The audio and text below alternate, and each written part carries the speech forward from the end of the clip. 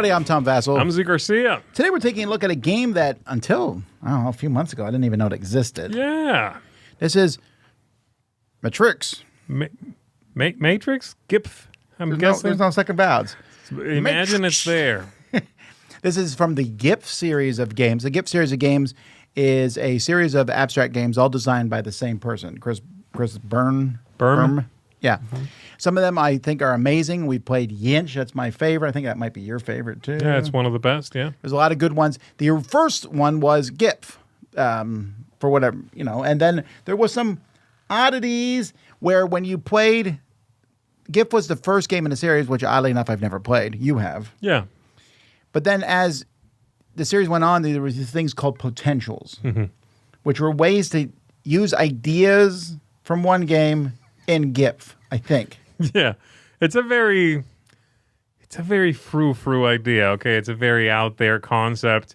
Basically, this is a new game using those pieces that you could use as expansion pieces in GIPF. Or, those things are out of print. You can just buy this, and all those expansions are in here, but you need GIPF. The GIPF is not in here. The core box is not in here. You can just buy this expansion to GIPF, but also, this is its own game. Yes. And that's really what we're looking at.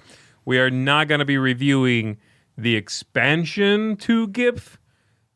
I might have covered that in the past. I don't really know, but it's like, it's old school.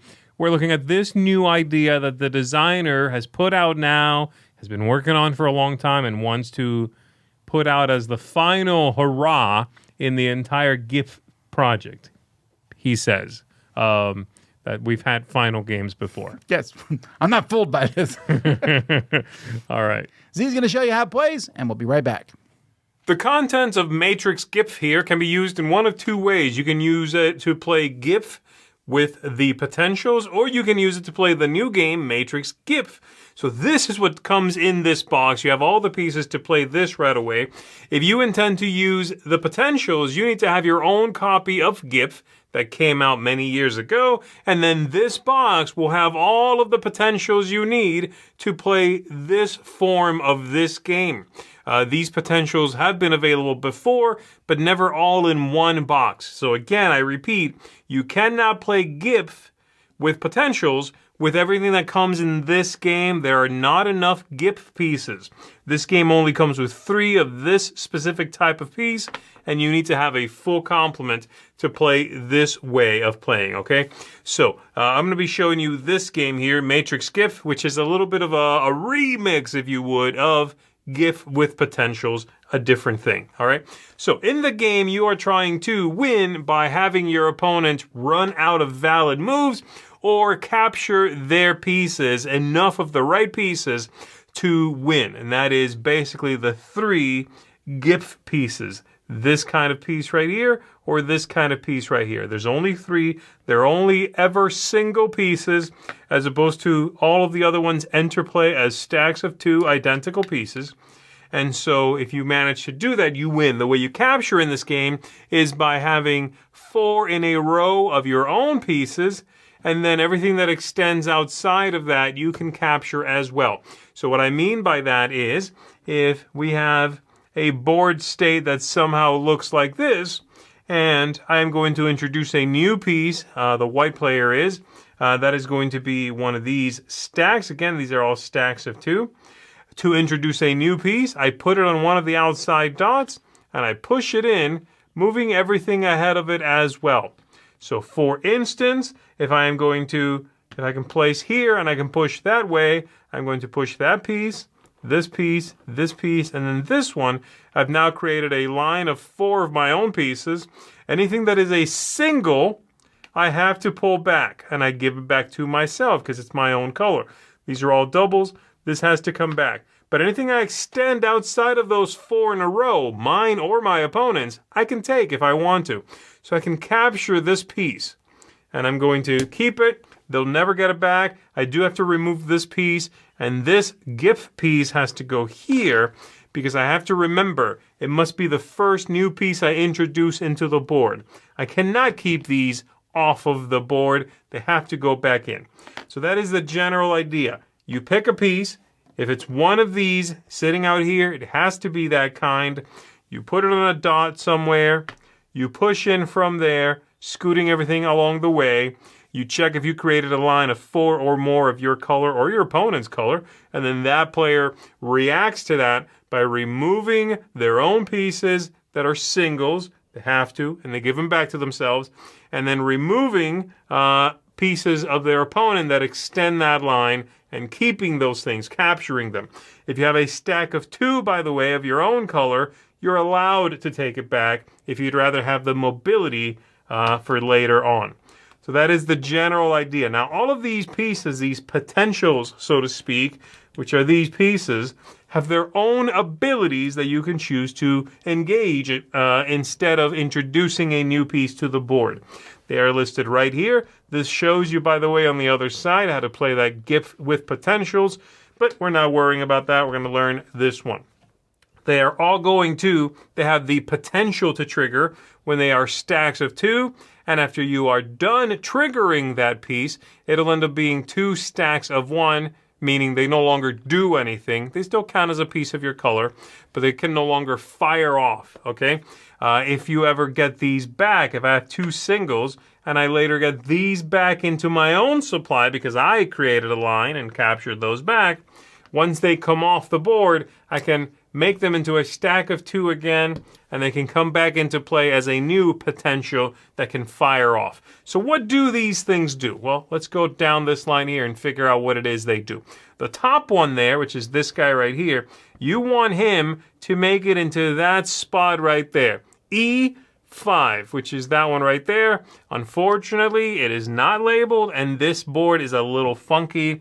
I really wish this space had been labeled somehow, but it is not. And so if you ever manage to get this in here, again, giving ourselves a situation that kind of looks like that, and it's my turn. I put a piece right here. I push in like so, and I've created a situation where this piece is in the middle. Then once I'm done taking my turn, I will remove the top piece, and I will take another turn with this one. I could now put this anywhere I want to and push in like so. That's the potential there. Be aware, if you do that to your opponent's piece after you're done with your turn, then they get to do that before they take their normal turn. Any one of these double stacked that comes into play and ends up into the middle here, this spot, gets to do that. The next one over here lets you jump over other pieces. And so that is this kind of piece right here. On your turn, you're allowed to just jump something else. You'll land into the first empty space and you have to jump. So this piece here could go all the way to there, but this piece here, that's different. This piece, I'll just create one. Here could not jump there. You have to jump something so they could go there, for instance. Next up, we've got the Devon piece. That's this one right here. And this piece, which are that one and that one, I really wish would have been printed next to each other because they have the exact same power. These two do the exact same thing. They jump off of here and land on a matching piece of the opponent's color, turning that piece into your color. What do I mean by that? All right, so let's say this looks something like this. The board looks like that. You are allowed to, let's say it is white's turn here. They are allowed to jump this piece off of here, traverse empty spaces, and land on a piece of the same type, turning that space into white. By the way, having done that, I've now created 4 in a line of white, and I would have to take all the singles back. I may take the doubles back, and I would take this back and I capture these 2 pieces. They're mine. I get this back in my supply. I get this back in my supply. Okay? So that's what those do. And then this piece down here is the exact same thing, but it only interacts with its own type. And so you could have this player over here perhaps takes a turn to do that. And then on their next turn, they can go whoop and jump to there and take that over. You have to go over blank spaces, and it has to be the same type.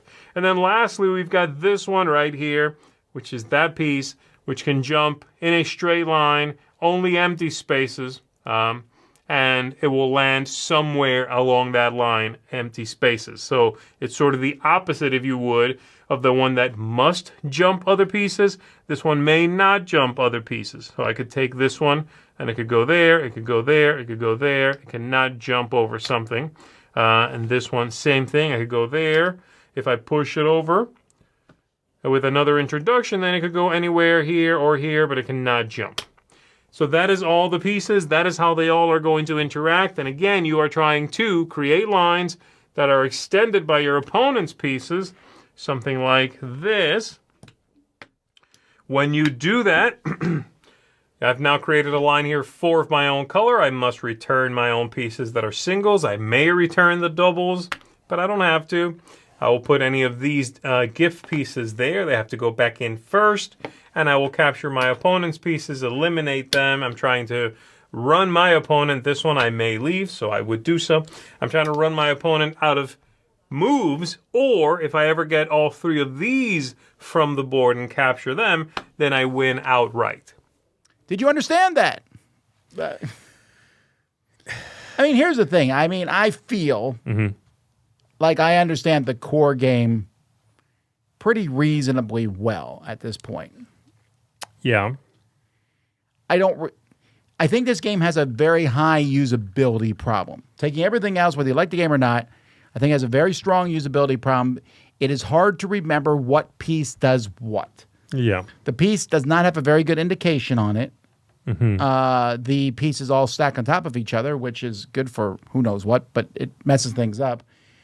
Well, you need that for this to work as an expansion to GIPF, which is okay. Well, then unfortunate, because then in this game, they don't need to do that. And they do, and it's okay, I suppose, but they don't really need to do that. I think what you're saying is that this is a game that has a very high learning curve, and nothing about this game helps you with that learning curve. It's not, in no way is it like trying to help you remember what these pieces do. like chess, all the pieces move differently. Yeah. But I can easily distinguish, even if I'm like the first one I'm playing, I'm like, the pointy one goes diagonal. It will get in my head. Here I'm like, the one with the hole in the middle can jump on top of another one with a hole in the middle. Yeah. But that hole in the middle one looks like another one that doesn't have a hole in the middle. Yes. And on the board, it kind of all blurs together. Yeah, yeah. The pieces could definitely stand to be a little more different, I think, is the idea. It is as arbitrary as chess, though. Like, the horsey does not move like a horse. It moves like 2 and then 1, or 1 and then turn and then 2. That's meaningless. It has nothing to do with a mounted unit. But we've learned it. We've accepted it. Everybody knows how that moves now. I think the same is true here, but what you're saying, and I agree, no other piece looks like a horse. And that's true. These pieces could have stood to be a little more different from each other, and that would have helped. And unfortunately, the GIPF series in general is a beautiful series in many ways. It has a bit of an elite look to it, but they all look good. This is the least good-looking one in the whole series, I think. Yeah, I agree. Maybe other than GIPF, right? But the board has always been very plain, but that's cool when you play Yinch. That they look like Oreo cookies almost as you're moving around on the board. Yeah. It has a good look to it. This one is very meh to me. And it doesn't help that the rule book is pretty hard to parse too, which the designer, to be fair, admits right out the gate. Yeah, yeah. And he admits that his favorite game is this one now, but it used to be GIPF. And I think people who like these games fall into 2 camps. And I'm going to say this outright. I'm going to fall into the first camp, okay? The first camp is the people that like Yinch, that like Devon, that like the simpler games in this series. The ones that are a little easier to go from bang to bullet in understanding what's a good move, what's a bad move. The other camp likes GIPF the best, and then this, and then maybe Zerds, which is very heady. Those games elude me by and large. They are incredibly tough to understand. They're hard to do well. They're hard to see moves ahead other than 1 or 2 at best. This falls squarely in that category. If you like GIPF, I do think you'll like this. Though I could see it sharing so much DNA that you find yourself asking, why bother? And that's a valid point because they're really, really similar. But this is a This is an abstract game for not someone who enjoys a lot of abstracts, for someone who wants to devote themselves to a new abstract. One, new one, this one. It's worthwhile, that study, okay? I think there's a lot here. With some things that I would say there's better abstracts you can maybe study. And I have some issues with this, and I'll just go ahead and jump into them. There's 5 different kinds of pieces in this besides the basic piece, right? I think of those 5, I dislike 3. That's not good odds. I dislike 2.5. But yeah, well, there's 5 and there's 2 that are there's 5. 2 are the same. I'm sorry, you couldn't come up with a 5th power? That sucks. Also, they're very boring. They jump on the same piece that is the other one. That's so non-interesting. To the point where, again, maybe I'm just dumb at the game, but then the last one we just played before we did this review again, and I was like, I'm not using those pieces until I have to. Because right. What's the point? They don't give me any special powers. I put them on the board, taunting you to jump with your same piece, but if you put your piece in the same spot, I'll jump you. Yeah. So I'm just not going to worry about them. So I dislike both those pieces. I agree, and they're boring. They're sort of just lame. What's the other piece? The other piece is the one that gets to the center. If you push it into the center, that's why that's a half one. I think it's interesting when you pull it off, but because it has to be the center where that happens, it gets old real quick. Plus, I want that space marked. I'm sorry. This is not a multi-game board. No other game gets played on this board. It doesn't even look the exact same as GIPF. Can't even play GIPF on this board. So then why is that centerpiece not highlighted? Make it bright red. I don't care. I should know exactly when the piece that can jump off of there hits the center. I don't want it to be like, well, it's E5. Yes, it is. But you can also just make that obvious. But also when the whole row gets filled, those pieces get stuck. And that's a thing in this game. It feels like it's a slog. I feel like I'm playing the middle section of Chinese checkers, or the ending section, I guess. No, the middle section where everything's all jammed up in the middle, and you're like, someone make a move. And I cannot see ahead at all. It's neat that there's a piece that can move, and there's a piece that can jump. I like those 2 pieces. Yeah, there's a piece that can slide without jumping, and one that has to jump. I like both of those. That's fine. But I think it's so non-intuitive. The double stacking, and you take the piece off, and then the piece doesn't move again. And in a 4 in a row, the single ones go away, but the double ones don't. And the first time that happens, you're going to go, I don't know, should I take them off or not? Because I don't know. I still don't know. Yeah. I don't mind that. I like the idea of a piece having like a potential move built in by being 2 pieces, and then when they separate, it does something, and now they're not able to do that. And I really like the fact that if you gain those 2 pieces again by reclaiming them yourself, you can actually form that piece again. Put them on top of each other, and you can put it into play again as a new potential. That's actually my favorite part of the game. But that's about the only part of the game I really do enjoy. That's the problem. Ask me what I enjoy about the game. What did you enjoy about the game? Nothing. Oh, that's not good, folks. Here's the thing. This is one of those games where I can look at it and go, I'm sure it's a fine game for the people who like it. If that makes sense. I'm like, oh, now that I played it enough, I can see sort of what the game is trying to do. But that doesn't mean I have to like it. But it's not me not liking it. I actively dislike this. Really? I don't dislike it as much as you, I think. I just find it to be incredibly obtuse. I've also won the games, so don't. Yeah. But I'm giving. Yeah, no, that's definitely not it. I suck at this game. I cannot beat you. I might not dislike it as much as you, but I just find it to be very obtuse and hard to grok. But if you like it, because you like GIPF and you end up liking this, I also understand that. No, I get that. So this is, again, these all our ratings are personal ratings. Yeah. But I want to clarify because I'm giving it a 4 out of 10, which is pretty low. Yeah. But there still might be some people who like this. Yeah. I just can't imagine many. Because I found that abstract games are a small group in general. There's a reason me and Z do most of the reviews from here to there. Yeah. Some people here will play them, but we like them the best. And I'm always looking for the best ones. And every once in a while we play one and we're like, this is amazing. We play a lot that are good. We play a lot that are meh. But this is one that I actively dislike, and I also don't know who I would play it with. Yes. I don't know anyone that I play abstract games. Like my son, for example, likes abstract games. I'm not showing him this because I'm having a hard time wrapping my head around it, and I don't want to have to sit there and explain to him. It's just so weird. Abstract should be a minute to learn, a lifetime to master. And he says in the rule book here, not the case here, and he's right. Mm-hmm. But I don't have the energy to keep doing that, especially when the way the game works is not particularly fun for me. Well, what do you gain from a game that isn't an abstract game? That isn't a minute to learn, a lifetime to master? What do you gain from that you don't gain from a game that is easy to learn? If the processes are fun, like a big Euro-style game, if I'm having fun doing all that stuff, yeah, but I don't in an care. abstract game is what I'm saying. In an gain abstract nothing. game, I feel like you don't really gain anything. I'm giving this one a 5. I also don't really like it. I like it slightly better than you. I find it incredibly average, and I can see some people really liking it, like I said. But for me, a big part of that 5 is just the disappointment that this series has some fantastic games. I mean, there are, I think, 2, maybe 3 games from a series that only has like 6 games that are, or 8, this is 8, so 8 games that are in my top 100. 2 or 3 of those are in my top 100 games of all time. I agree. I would give a 9 to at least 2 of them.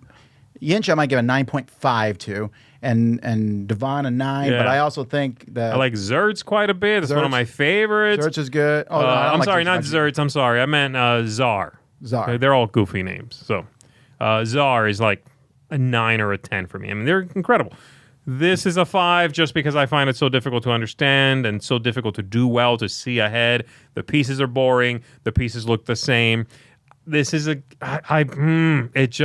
not quite there. I'm sorry. And I want it to be because it looks cool and I like the pieces and everything, but it's just not frustrating. Can't quite go above a 5 for this one. Well, there you go, folks. That's Neo and the Matrix. I'm sorry, the new and never mind. This is Matrix 2. Anyway, I'm Tom Bassel. I'm Z Garcia. We'll see you next time.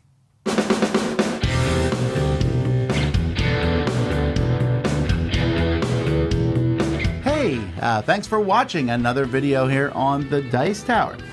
We really appreciate you stopping by and checking our things out. Thanks so much for joining us today. And hey, if you really like what we're doing here at the Dice Tower, then there are different ways to support the Dice Tower. One of those ways is through Patreon. We have links in the description to this video, and we have links to lots of other things we do down there, so definitely check it out. But either way, we're glad you watched us. Tell your friends about the Dice Tower. Until next time, though, I'm Tom Bassel, and I hope you enjoyed this video.